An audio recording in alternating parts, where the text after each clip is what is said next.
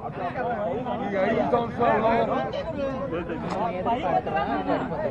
GVMC చరిత్రలో 5 సంవత్సరాలే కాదు, జీవీఎంసీ పుట్టిన దగ్గర నుంచి కూడా ఈరోజు చీకటి రోజు, ఈరోజు చీకటి రోజు. ఎప్పుడు చరిత్రలో కని విని అడిగినట్టుగా చట్టాన్ని చేతితో తీసుకుని వాళ్ళు ఇష్టారాజ్యంగా ఇవాళ వచ్చి జీవీఎంసీలో మేయర్ కానీ కూటమికి సంబంధించిన సభ్యులు కానీ అధికారులు కానీ వీళ్ళు ప్రవర్తించిన తీరు చాలా మొత్తం కాదు, రాజ్యాంగ విరుద్ధం, చట్ట విరుద్ధం. దీన్ని ఖండిస్తున్నాం పూర్తిగా. మా సభ్యులు సుమారు 10 మందిని బలముందని జులుముందని 10 మంది మా సభ్యులకి దెబ్బలు తగిలాయి. ఇప్పుడు అక్కడికి వెళ్తాం, చూపెడతాం. త్రిపుర కుమార్ తగిలింది, జానకాంకి దెబ్బలు తగిలినాయి, వెంకటరమణ తగింది, అల్లు శంకరరావు తగిలింది, కోరుకొండ స్వాతికి తగింది, అలాగే మా డిప్యూటీ మేయర్ సతీష్కి, మా ఫ్లోర్ లీడరు శ్రీనివాస్కి, అలాగే బల్లా లక్ష్మణకి మనం చూపెడతా ఉన్నాం. ఈ రకంగా శాంతియుతంగా మా డిమాండ్ ఏంటి?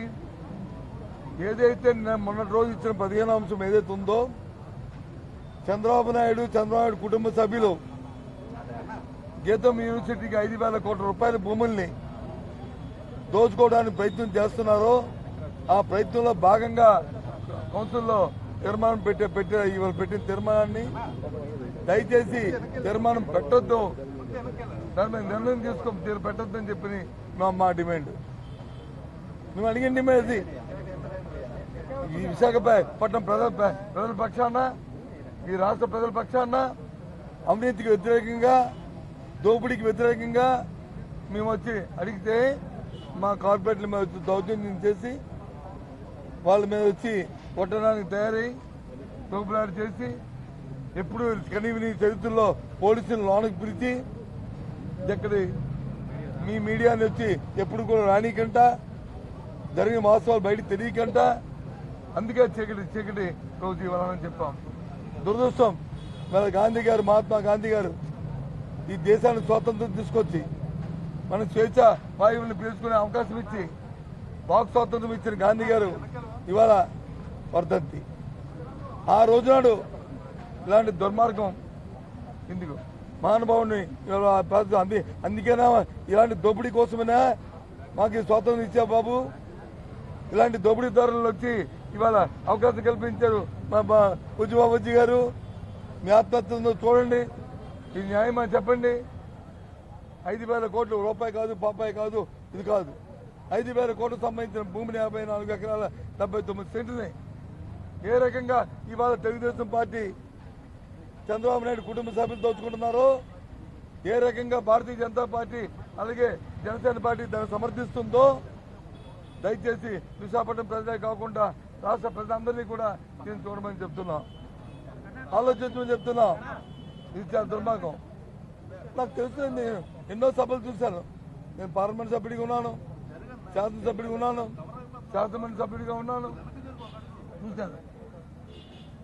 1, 2, 3, 4 అని పొడియమ్మ కూర్చున్నా బెయిరే అదే తెప్పించుకున్నా, అంతే.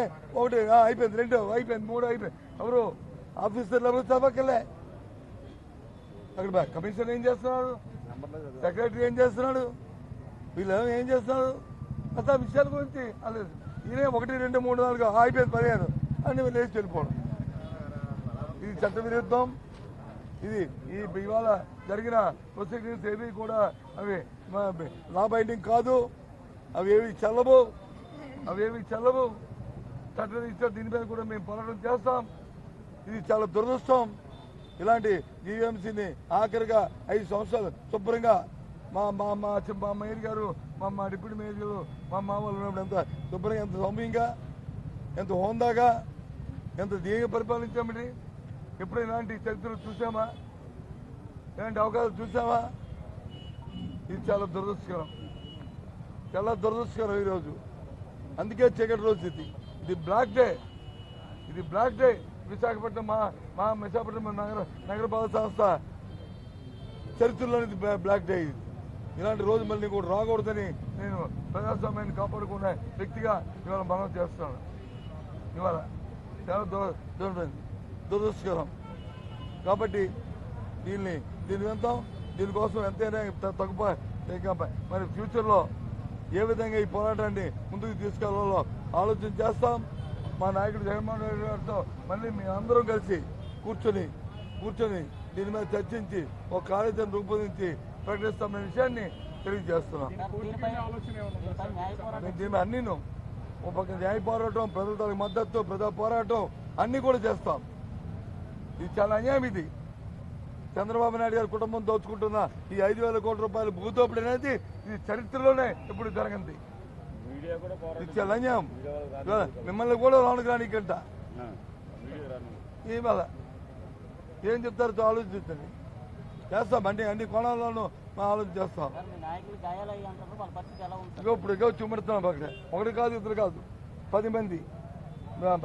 చెప్పండి కుమార్ చూపెట్టు.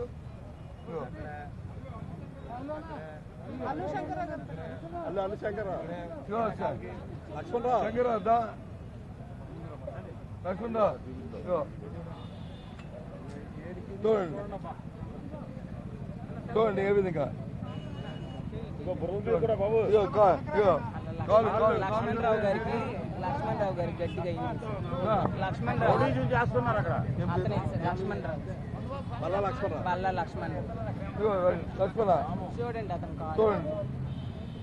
చూడండి ఇది కార్పొరేషన్ లో ఇది కార్పొరేట్లుగా ఉండి గవర్నమెంట్ కార్పొరేట్లు ప్రవర్తించిన ప్రవర్తన చూడండి. మా ఫ్లోర్ లీడర్ నటానికి కూడా ఇబ్బంది పడిన బాధాల్సింది. మా డిప్యూటీ మేయర్ని అతని మీద మేనేయండి నీకు. మా డిప్యూటీ మేయర్ మేనేయండి నీకు. అదే కదా నటానికి కూడా ఇబ్బంది పడుతున్న పరిస్థితి. ఆయన వచ్చి మేనేయండి నీకు ఆయన్ని డిప్యూటీ మేయర్ని. స్వాతి మీద ఆడపిల్లని చూడకుండా ఆడి మీద కూడా దౌర్జన్యం. ఈ రకంగా చేశారు. ఇది ఆలోచించండి. తొక్కిసాటి 1,00,000 మంది ఉన్నారండి, 50,000 మంది ఉన్నారండి, 1,000 మంది ఉన్నారండి. అధికార మదం సంఖ్యా బలం ఉందని ఈ రకంగా చేయడం అనేది ఇది ధర్మం అండి. ఇది అధికార మదం సంఖ్యాబలం ఇది బలంగా చేయడం ఇది ధర్మం అండి. ఇన్ని సభలు నేను చూశాను. పార్లమెంట్లో సభ్యుడిగా ఉన్నాను 5 సంవత్సరాలు, శాసనసభ్యుడిగా 15 సంవత్సరాలు ఉన్నాను, ఈ రాష్ట్రంలో మంత్రిగా చేశాను. ఎప్పుడు కూడా ఇలాంటి చూడలే. శాసన మండలిలో చూస్తున్నా, ఎప్పుడు కూడా ఇలాంటి పరిస్థితులు చూడలే. ఇలాంటి ఆల్రెడీ కోర్టులో కేసు ఉన్నటువంటి భూములు ఇది ఇప్పుడు కౌన్సిల్ తీర్మానం అయినంత మాత్రాన ఇది చెల్లుబాటు అవుతుందా, చట్టమవుతుందా? చెల్లుబాటు చట్టాలు ఇవన్నీ తర్వాత దాని చర్చిస్తాం. కానీ దౌర్జన్యం కదండి ఇది. 5,000 కోట్ల భూమిని దోచుకోవడానికి వచ్చి పబ్లిక్ గా సిగ్గుసరం లేకుండా ఇంత విచ్చలవిడిగా దోపిడీ చంద్రబాబు నాయుడు కుటుంబం చేయడం అంటే ఇదేంటండి ఇది? అందుకే ఇది ఎలాంటి చర్చ లేకుండా ఎలా ఆమోదం తెలుపుతారు? లేదు అదే అది చెల్లదు. ఇది ఇవాళ జరిగిన ప్రొసీడింగ్స్ ఏవి చెల్లవు. ప్రొసీడింగ్ జరిగితే కదా ప్రొసీడింగ్స్ జరిగితే కదా జరగని దానికి ఇంకా ప్రొసీడింగ్ ఏంటి? మేయర్ 2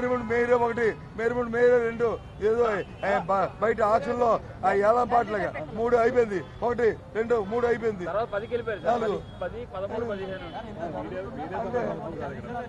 కాబట్టి దీని మీద మేము తదుపరి కార్యాచరణని రూపొంది చెప్తాం.